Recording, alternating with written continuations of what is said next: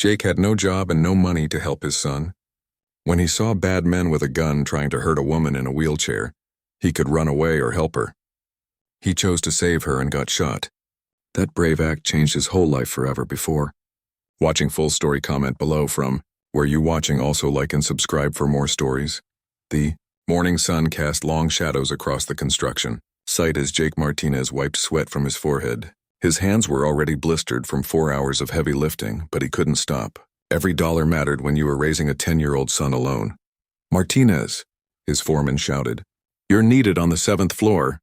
Jake's phone buzzed with a text from his son's school. Tommy got into another fight. "Please come immediately," his heart sank. This was the 3rd time this month. Ever since Jake's ex-wife Lisa had abandoned them for her new boyfriend in California.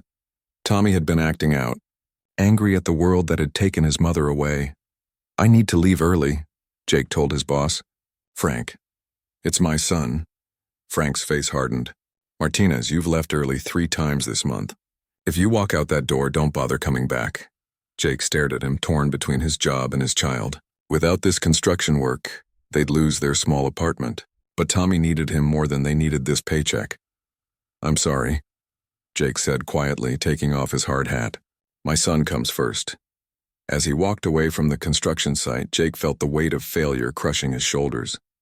At 32, he was officially unemployed again, with rent due in 5 days and only $47 in his checking account.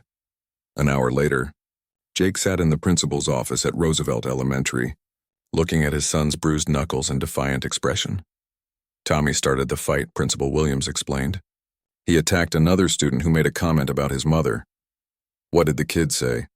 Jake asked. Tommy's voice was barely a whisper. "He said my mom left because she didn't love me."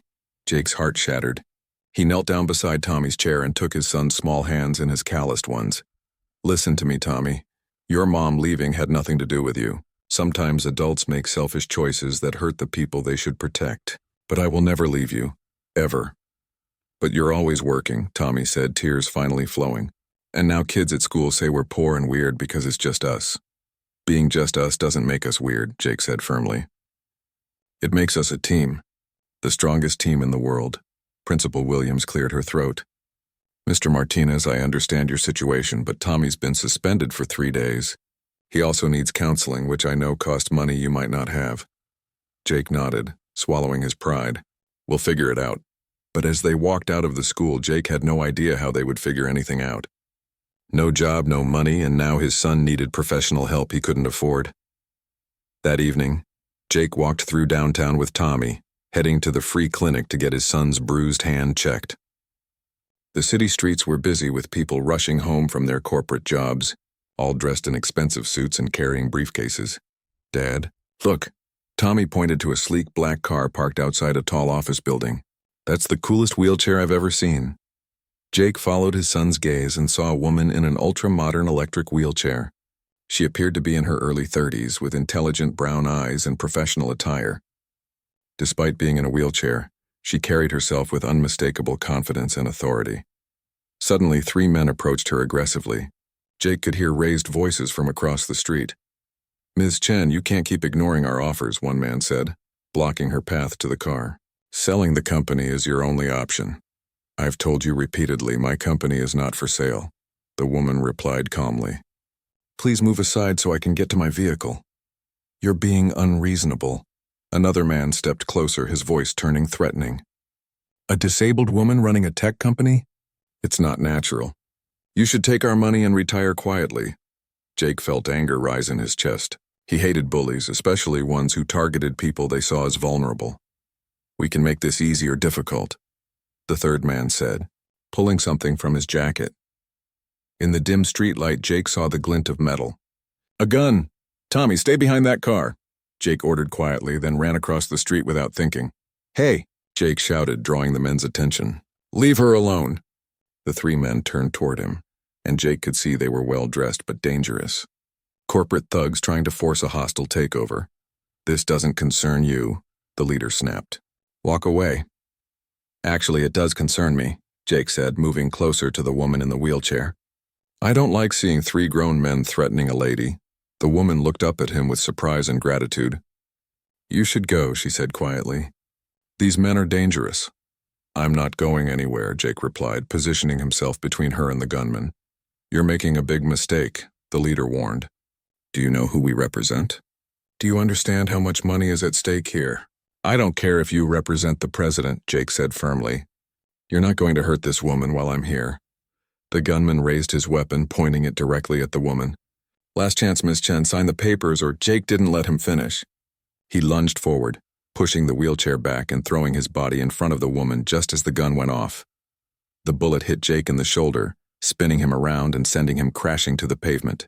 Pain exploded through his body, but he could hear Tommy screaming his name from across the street. The three men panicked and ran, leaving Jake bleeding on the sidewalk while the woman frantically called 911. Stay with me, she said, applying pressure to his wound with her jacket. Help is coming. My son, Jake whispered through gritted teeth. Make sure my son is okay. Tommy, she called out. Come here, sweetheart.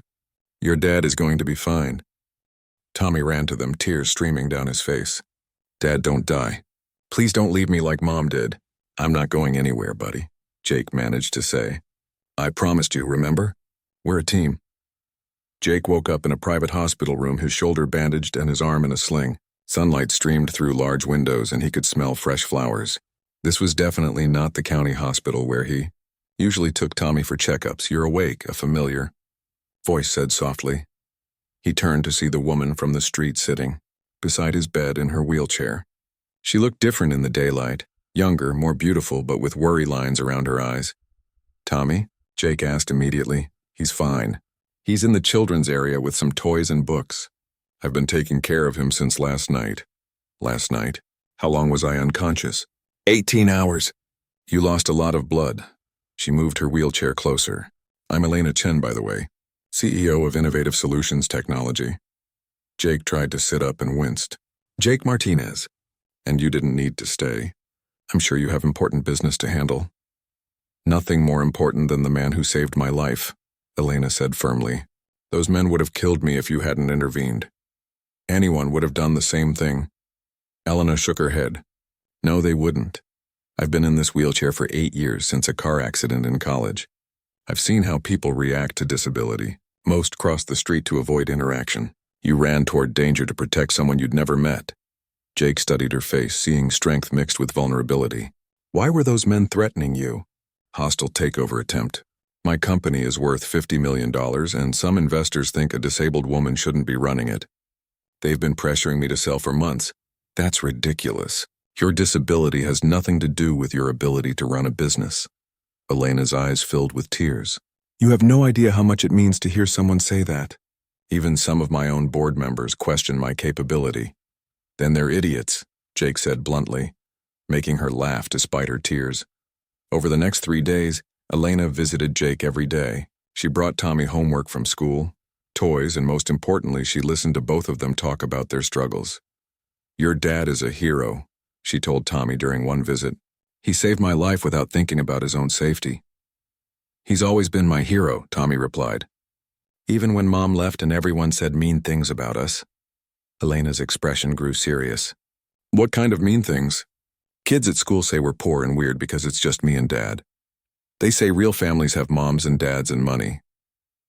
Tommy, Elena said gently, some of the strongest families I know have just one parent. Your dad works harder than most people with twice the help. That makes you both special, not weird. Jake watched this interaction with amazement. Elena spoke to Tommy as an equal, not talking down to him the way many adults did. His son was actually smiling and laughing for the first time in months. Ms. Chen, Tommy asked innocently, why do you use a wheelchair? Tommy? Jake started to scold, but Elena held up her hand. It's okay, she said. I was in a car accident when I was in college. It damaged my spinal cord, so my legs don't work the same way anymore. But my brain works just fine, which is why I can run a big company. Do people treat you mean because of your wheelchair? Sometimes, Elena admitted. Some people think I'm not as smart or capable because I'm sitting down. But then I meet people like your dad who judge me by my actions, not my wheelchair. Jake felt a strange warmth in his chest watching Elena interact with his son. She was beautiful, brilliant and kind, everything he'd never thought he deserved. On Jake's last day in the hospital, Elena made an unexpected offer. I want you to come work for my company, she said. Head of security. Jake stared at her in shock. Elena, I appreciate everything you've done, but I'm a construction worker. I don't know anything about corporate security. You know about protection.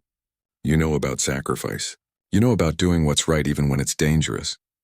She leaned forward in her wheelchair. Those men who attacked me, they represent a whole network of people who think disabled individuals should be pushed aside. I need someone I trust absolutely to keep me safe. I don't have any experience with, I'll train you. The salary is $80,000 a year plus health insurance for you and Tommy, plus college savings fund. Jake's mouth fell open. He'd never made more than $30,000 a year in his life. Why? He asked quietly. Why would you do this for us? Elena's eyes grew soft. Because yesterday you called me your strength. You said I was the strongest person you'd ever met. Do you know how long it's been since someone saw strength in me instead of limitation? But you are strong. Running a $50 million company while dealing with people who doubt you every day, that takes incredible strength. And you're a single father working multiple jobs to support your son, while never making him feel like a burden. That takes incredible strength too. Elena reached out and took his hand. We both know what it's like to be underestimated. Maybe we can be strong together. 3 months later, Jake sat in Elena's corporate office reviewing security protocols while she worked on quarterly reports. Tommy was at the company's on-site daycare, another benefit Elena had insisted on providing. The Harrison Industries meeting is tomorrow, Elena said, not looking up from her computer. They're the third company this month trying to buy us out. Same playbook as the others? Jake asked. Probably. They'll make reasonable offers at first, then start questioning my mental capacity when I refuse. Elena's jaw tightened. Mr. Harrison actually suggested in his last email that my condition might be affecting my judgment. Jake felt anger flare up. Over the past months, he'd watched Elena navigate business deals with intelligence and grace that put most executives to shame. Her disability had nothing to do with her razor-sharp mind. Want me to sit in on the meeting? He offered. No, but stay close. If they try the intimidation tactics again, I might need backup. The next morning, Jake watched through the glass conference room as Elena met with 3 executives from Harrison Industries. At first, the conversation seemed professional. Then he saw Elena's posture stiffen. Through the intercom system, he heard Mr. Harrison say, Ms. Chen, surely you understand that a company of this magnitude requires, shall we say, more traditional leadership? Perhaps someone without physical limitations? Elena's response was ice-cold professional. Mr. Harrison, my physical limitations don't extend to my brain, my vision, or my ability to make this company profitable, which incidentally I've done for 5 consecutive years. But the stress of leadership, the travel requirements, the physical demands. Are you suggesting that being in a wheelchair makes me mentally incompetent? Of course not, but then this meeting is over. Elena began to wheel toward the door, but one of the men stepped in front of her chair. That was Jake's cue. He entered the conference room calmly but with unmistakable authority. Gentlemen, Ms. Chen asked you to leave. I suggest you do so immediately. The 3 men looked at Jake's broad shoulders and serious expression, then quickly gathered their papers. This isn't over, Ms. Chen, Mr. Harrison said as they left. We'll find other ways to acquire this company. After they were gone, Elena sat quietly for a moment. You okay? Jake asked gently. I'm tired, she admitted. Tired of proving myself over and over. Tired of people seeing a wheelchair instead of a CEO. Jake knelt down beside her chair so they were at eye level. You know what I see when I look at you? What? The strongest person I've ever met.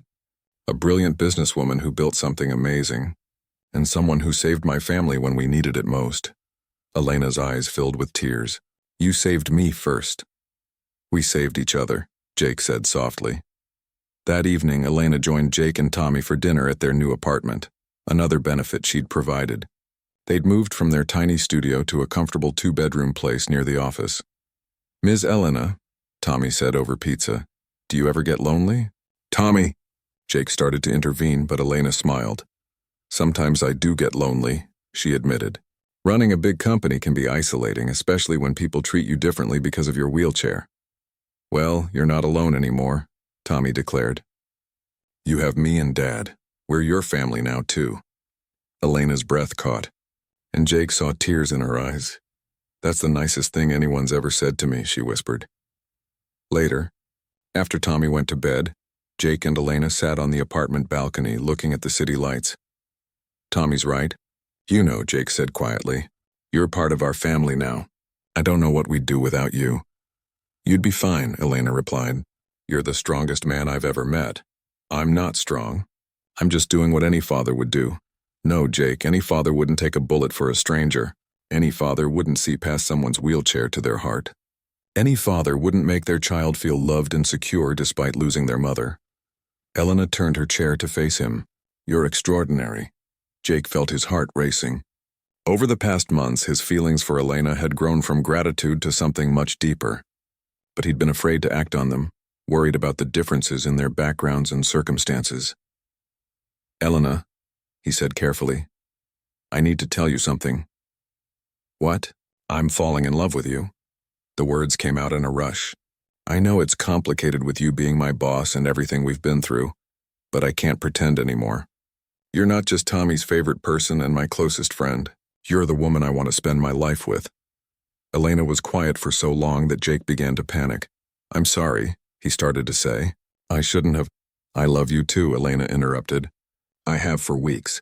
But I was afraid you might just feel grateful or obligated because of everything I've done. This has nothing to do with gratitude, Jake said firmly. This is about the way you make Tommy laugh, the way you handle impossible business situations with grace, the way you never complain about challenges that would break most people. I love your strength, your intelligence, your kindness. Even though I'm in a wheelchair? Jake moved his chair closer to hers. Elena, your wheelchair is just a piece of equipment. It doesn't define who you are any more than my construction boots define me. I love you, all of you, exactly as you are. Elena reached for his hand. I've been afraid to trust anyone since my accident. People either pity me or want something from me. But you see me? I see the most amazing woman in the world, Jake said, bringing her hand to his lips. Their happiness was threatened 2 months later when Jake's ex-wife Lisa suddenly returned, demanding custody of Tommy. You can't seriously think you're providing a stable home, Lisa said during a tense meeting at a coffee shop. Living off your girlfriend's charity, playing security guard at some tech company? I'm not living off anyone's charity, Jake replied calmly, though inside he was furious. I work for my salary and Tommy's never been happier or more secure. With a disabled woman as his role model? What kind of message does that send? Jake's hands clenched into fists. It sends the message that disabled people are valuable human beings worthy of respect. Something you apparently never learned. I want my son back, Jake. I've got a lawyer and a new husband with money. We can provide Tommy with things you never could. Like abandoning him when things get difficult? Jake's voice was ice cold. Like making him feel unwanted and unloved? You left us when Tommy needed you most. You don't get to waltz back in now. That evening, Jake told Elena about Lisa's threats. She can't just take Tommy away from you, Elena said firmly. You're an amazing father. Any court would see that. But she's right about one thing, Jake said quietly. I can't compete financially with her new husband. If this goes to court, they'll have expensive lawyers and I'll have... Elena, I can't ask you to... You're not asking. I'm offering. Tommy is part of my family now too. The custody battle was brutal. Lisa's lawyers painted Jake as an unstable single father who'd gotten involved with a disabled woman for financial gain. They questioned Elena's influence on Tommy and suggested that her wheelchair made her an inappropriate role model. But Jake and Elena had something Lisa didn't: the truth. Tommy, now 11, was old enough to speak to the family court judge privately about his preferences. I want to stay with my dad and Ms. Elena, he told the judge clearly. My mom left us when things got hard. But Dad never left me, not once. And Miss Elena taught me that being different doesn't make you less than anyone else. Can you explain what you mean by that? The judge asked gently. Some kids used to make fun of me for not having a mom. And some people are mean to Miss Elena because she uses a wheelchair. But Miss Elena is the smartest, strongest person I know. She runs a whole company and takes care of lots of people. She taught me that what matters isn't what's wrong with you, but what's right with you. Jake watched through tears as his son, his amazing, wise, brave son, defended their family with the same strength Elena had taught them all to find. The judge's decision was swift and decisive. Mr. Martinez has provided a stable, loving home for Tommy. The child's academic performance has improved dramatically. His emotional well-being is clearly enhanced, and he has positive role models who have taught him resilience and compassion. Custody remains with the father. Lisa left town the next day, this time hopefully for good. 6 months later, Jake planned the most important moment of his life. With Tommy's enthusiastic help, he arranged a surprise proposal at Elena's office. "Why are we having dinner at the company tonight?" Elena asked suspiciously as Jake wheeled her into the conference room. "Because," Tommy said, barely able to contain his excitement, "this is where Dad works to keep you safe, and where you gave us our new life." The conference room had been transformed with candles, flowers, and photographs of their journey together. From that first night in the hospital to family vacations and quiet moments at home. "Elena," Jake said, dropping to one knee beside her wheelchair. "A year ago I was a guy with no job, no hope, and no idea how to give my son the life he deserved. Then I met the strongest woman in the world." Elena's hands flew to her mouth as he pulled out a ring. "You didn't just give me a job or help my family. You gave me purpose. You showed me what real strength looks like. You taught Tommy that being different makes you special, not strange." Jake's voice trembled with emotion. "You saved us in every way a person can be saved." "Jake," Elena whispered, tears streaming down her face. "I know we're different. I know people will always have opinions about us. But I also know that I want to spend every day of my life protecting you, supporting you, and loving you exactly as you are." He opened the ring box. "Elena Chen, will you marry me?" "Yes," Elena said without hesitation. "Yes, yes, yes." As Jake slipped the ring onto her finger, Tommy cheered and ran to hug them both. "We're really going to be a family forever?" Tommy asked. "Forever and always," Elena promised, pulling him close. Jake looked at his son and his fiancée, his family, and marveled at how much their lives had changed. A year ago, he'd taken a bullet to protect a stranger. Now he was about to marry his best friend, his partner, and the love of his life. 2 years later, Jake stood at the altar of a beautiful garden chapel, watching Elena approach in her white wedding dress. She'd chosen to walk down the aisle using forearm crutches instead of her wheelchair, not because she was ashamed of it, but because she wanted their first dance to be standing together. Tommy, now 13 and Jake's best man, whispered, "She looks beautiful." "Dad." "She's always beautiful," Jake whispered back, his eyes filled with happy tears. As Elena reached the altar, she handed her crutches to her maid of honor and took Jake's hands for support. "Dearly beloved," the minister began, "we are gathered here to witness the union of two people who have shown us all what true strength looks like." During their vows, Elena said, "Jake, you taught me that real strength isn't about overcoming obstacles alone. It's about finding someone who will face those obstacles with you. You saw past my wheelchair to my heart, and you loved me not despite my challenges, but because of how I've grown from them." Jake's vows brought tears to everyone's eyes. "Elena, you taught me that being different isn't something to hide from. It's something to be proud of. You showed Tommy and me that a family isn't defined by who's missing, but by how much love the people present have for each other. You are my strength, my inspiration, and my everything."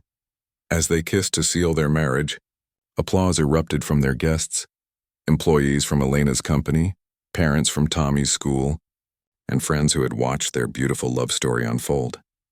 At the reception, Elena surprised everyone by standing for their first dance.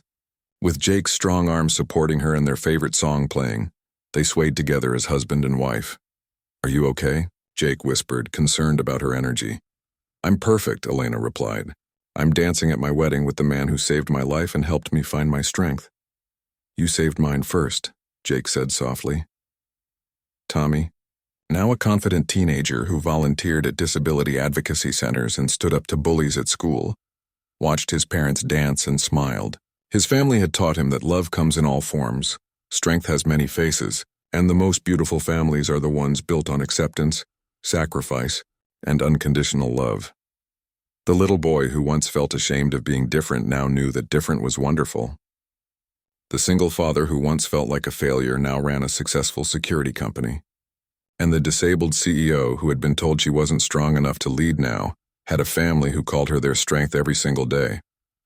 Sometimes the most beautiful love stories begin with a moment of courage. Sometimes protecting a stranger changes your entire life. And sometimes the person you save ends up saving you right back.